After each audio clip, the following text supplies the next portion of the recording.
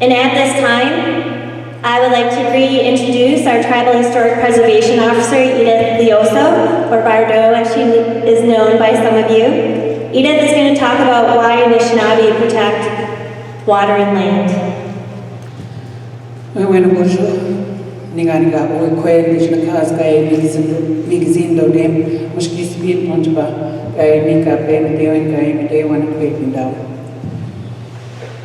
So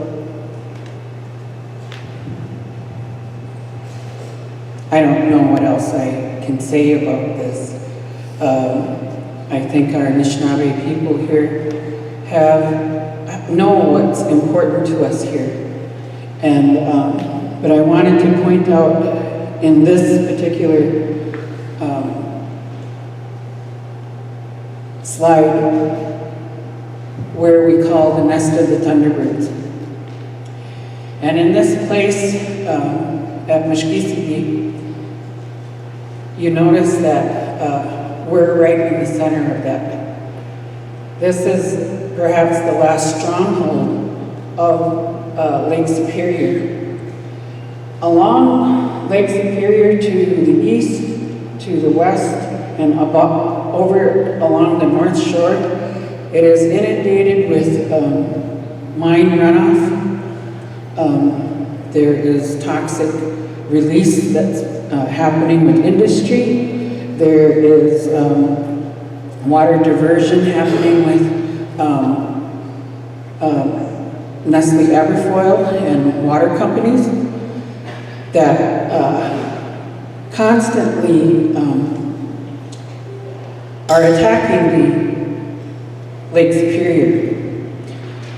So here in our place of the world, we're known as that place of the nest for thunderbirds. And here is where the thunderbirds take care of us. And when we see that meander happening there, and what Mike had mentioned earlier, is a little bit of that thunderbird taking care of us. That thunderbird that is releasing those waters to be able to change that place in the river. And when that happens, then more than likely they will have to shut that down. So as we move towards that, we have to be diligent about raising awareness of not only here, but all around Giitchiigoomii, Lake Superior, and how that line can devastate everything for everybody here, not just our tribe. Our tribe is one of the leaders who are able to say, you can't run this here. And the information that our consultants are gathering, the information that our staff is gathering, is being able to justify that. So as everything happens, we ask that the people continue to use the tools that we have to be able to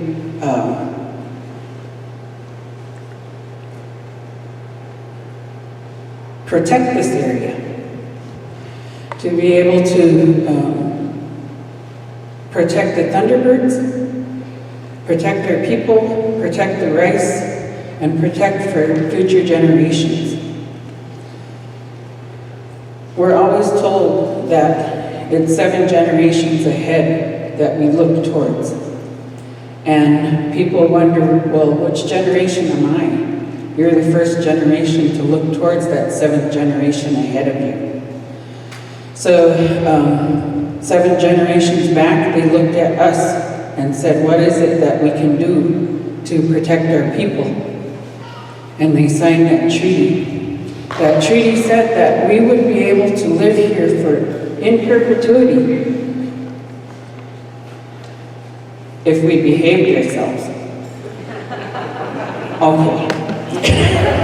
We're not going to go there just yet. But, you know, there comes a time where we have to really look and see how much we've been behaving and how much they have done what they said they were going to do for us.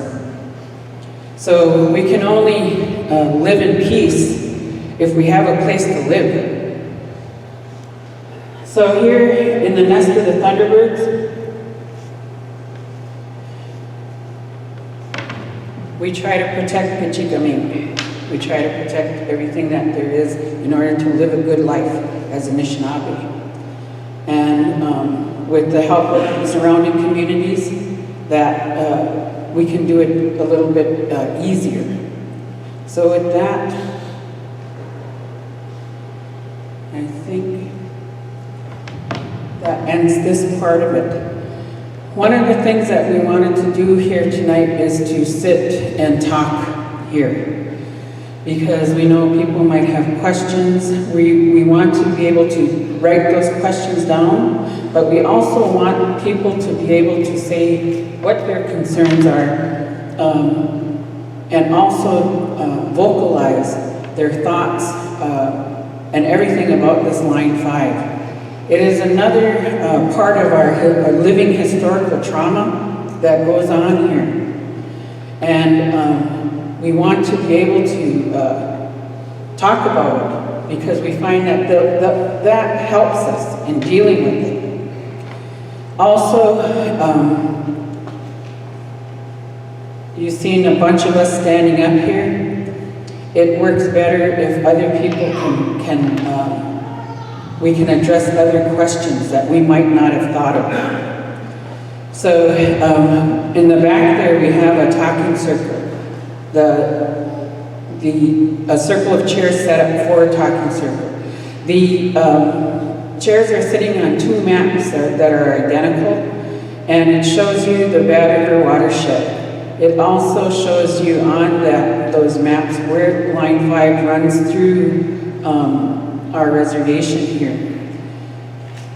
I don't think we had enough duct tape to run it all the way across the map, but maybe in the future we'll have that done later on. But for those who are interested and would like to join in, we're going to conduct that talking circle in the back, facilitated by the Tribal Council, the Anishinaabe Environmental Protection Alliance, and myself.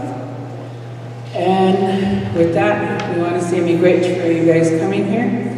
Hang on to your questions, because our next community gathering, we want to be able to address those questions. And hopefully at that time, we'll have our consultants available at that meeting to tell us what they have found in the research that they've been doing. So with that, miigwech. Feel free to eat the snacks up over there.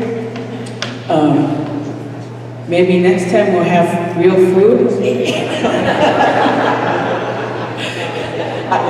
Yeah, looking at Tribal Council here. Miigwech, Bardo.